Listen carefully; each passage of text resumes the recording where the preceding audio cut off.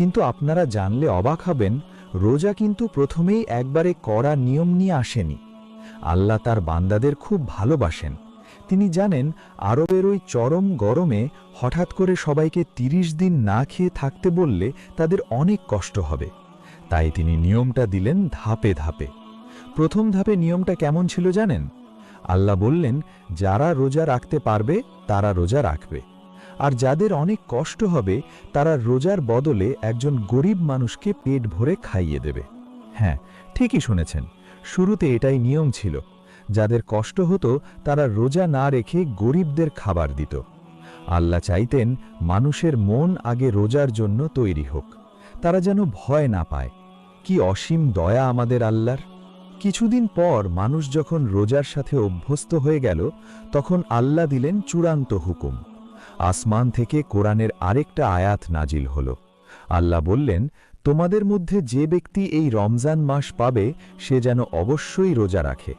তবে হ্যাঁ, অসুস্থ মানুষ আর যারা সফরে বা রাস্তায় থাকবে তাদের জন্য আল্লাহ ছাড় দিয়ে রাখলেন। আর অবাক করা ব্যাপার কি জানেন? যখন এই চূড়ান্ত হুকুম এলো, তখন মদিনার কোনো মানুষ একটুও মন খারাপ করেনি।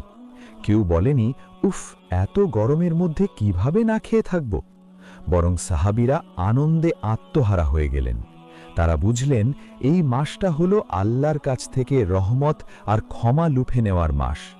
তারা আকাশের দিকে তাকিয়ে রমজানের চাঁদের অপেক্ষা করতে লাগলেন, ঠিক যেমন করে মানুষ সবচেয়ে প্রিয় মেহমানের জন্য অপেক্ষা করে। শুরু হলো মদিনায় সাহাবীদের জীবনের প্রথম রমজান। দিনগুলো ছিল প্রচণ্ড গরমের, রোদে যেন চারপাশ পুড়ে যাচ্ছিল। সেচের কাজ, বাগানের কাজ, হাটে বাজারে কেনা বেচা সবকিছুই করতে হতো ওই রোজা রেখে।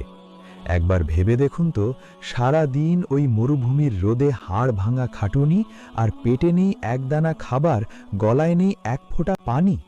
পিপাসায় সাহাবীদের ঠোঁট ফেটে যেত, দুর্বলতায় শরীর কাঁপত, কিন্তু তাদের মনে ছিল অদ্ভুত এক শান্তি। তারা জানতেন এই ক্ষণিকের কষ্টের বদলে আল্লাহ তাদের জন্য জান্নাতের অনন্ত সুখ সাজিয়ে রেখেছেন। ইফতারের সময় যখন তারা একটু পানি মুখে দিতেন, তখন তাদের চোখ দিয়ে আনন্দের পানি গড়িয়ে পড়ত। তারা অনুভব করতেন আল্লাহর জন্য কষ্ট করার মাঝে যে কি মধুর আনন্দ লুকিয়ে আছে। সবাই ভেবেছিল প্রথম রমজানটা হয়তো এভাবেই শান্তিতে কেটে যাবে, কিন্তু না, আল্লাহ তার সবচেয়ে প্রিয় বান্দাদের জন্য অন্যরকম এক পরীক্ষার ব্যবস্থা করে রেখেছিলেন। প্রথম রমজান মাসের মাত্র ১৭ দিন পার হয়েছে। সাহাবীরা এমনিতেই রোজা রেখে অনেক দুর্বল। ঠিক সেই সময় মদিনায় খবর আসলো, মক্কা থেকে কাফেরদের বিশাল এক সেনাদল অস্ত্রশস্ত্র নিয়ে মদিনার দিকে ধেয়ে আসছে। কাফেরদের সৈন্য সংখ্যা ১,০০০, আর মুসলমানদের পক্ষে আছেন মাত্র ৩১৩ জন সাহাবী। তার ওপর সবাই রোজাদার। কি হবে এখন? ওই প্রচণ্ড গরমে রোজা রেখে খালি পেটে সাহাবীরা কিভাবে ওই বিশাল বাহিনীর সামনে দাঁড়াবেন?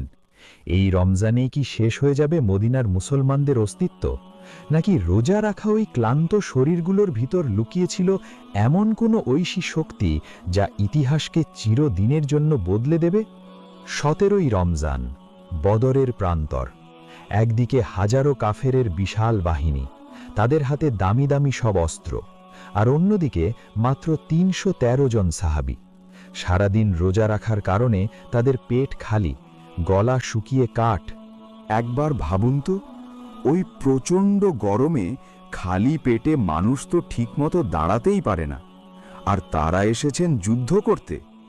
সবাই ভেবেছিল আজ বুঝি মদিনার মুসলমানদের নাম নিশানা মুছে যাবে, কিন্তু না, কাফেররা জানতো না যে এই রোজাদার মানুষগুলোর ভেতরে যে ঈমানের আগুন জ্বলছে তা পৃথিবীর কোনো অস্ত্র দিয়ে নেভানো সম্ভব নয়। রোজা তাদের শরীরকে দুর্বল করেছিল ঠিকই, কিন্তু তাদের মনকে করে তুলেছিল লোহার চেয়েও শক্ত। শুরু হলো যুদ্ধ। ধুলায় অন্ধকার হয়ে গেল চারপাশ। ওই খালি পেটে রোদে পুড়ে সাহাবীরা যখন আল্লাহু আকবার বলে ঝাঁপিয়ে পড়লেন, তখন কাফেরদের বুক ভয়ে কেঁপে উঠল।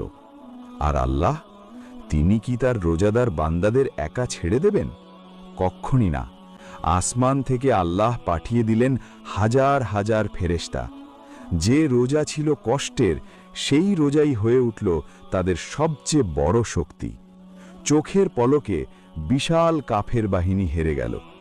প্রথম রমজানেই খালি পেটে আল্লাহর ওপর ভরসা করে সাহাবীরা ছিনিয়ে আনলেন ইসলামের সবচেয়ে বড় বিজয়। সেদিন পুরো পৃথিবী অবাক হয়ে দেখেছিল রোজাদারদের দোয়া আর আল্লাহর সাহায্যের মাঝখানে কোনো পর্দা থাকে না। এভাবেই কষ্ট আর ত্যাগের মধ্যে দিয়ে পার হল মুসলমানদের জীবনের